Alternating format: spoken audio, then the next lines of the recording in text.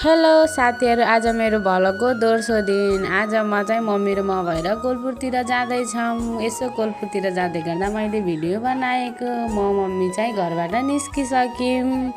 हामी घरबाट निस्केर अगाडि बाटोमा जाने हो। त्यसपछि आन्टी पनि भेटिनु भयो। आन्टी भेटिएपछि हामी सँगसँगै अगाडि बाटोमा गयौँ। बाटोमा फेरि अटोमा चढेर कोलपुर जाने हो। हामी बाटोमा पुग्यौँ। बाटोमा हेर्दा यसो अटो नै थिएन। अटो नभएपछि हामी एकचोटि आन्टीको घरमा गयौँ। आन्टीको घरमा त सानो पिङ्की पनि थियो। हामी एकछिन अटोको लागि रोक्यौँ अनि बस्यौँ। अटो पनि एकछिन अलि टाइम पछाडि आयो। अनि अटो पनि अगाडि आयो बाटोमा। अनि पछि म र मम्मी भएर अटोमा पनि बस्यौँ। हामी चाहिँ अटोमा बसेर टक्क लगाएर कोलपुरतिर लाग्यौँ। यसो अटोमा एकछिन भिडियो बनाइदिएको हामीले बाहिरतिरको पनि।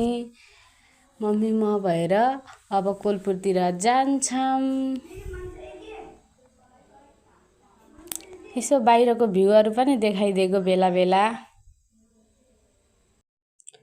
मम्मी म कुराकानी गर्दै कोलपुरतिर लाग्यौँ।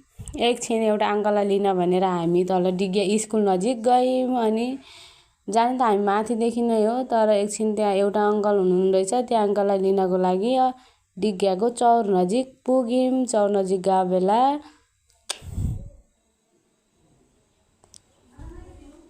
हामी त्यो अङ्कललाई लगेर कोलपुरतिर लाग्यौँ।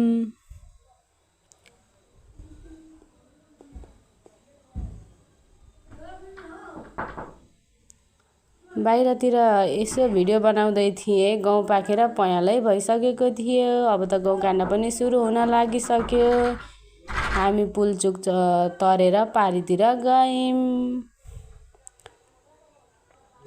फेरि एउटा आन्टी आउनु लाग्नु भएको थियो, त्यसको लागि हामीले रोक्यौँ।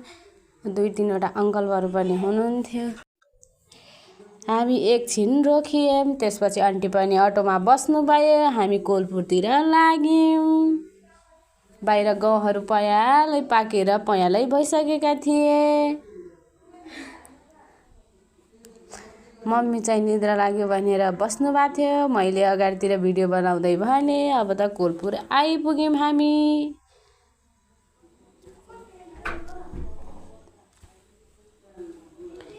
हामी कोलपुर नजिक पुग्न लागिसक्यौँ। कोलपुरको चौरा पनि देखियो। हामी कोलपुरको चौरा नजिक अब पुगिहाल्यौँ। ल हस्त साथीहरू, फेरि अर्को मिनी भ्लगमा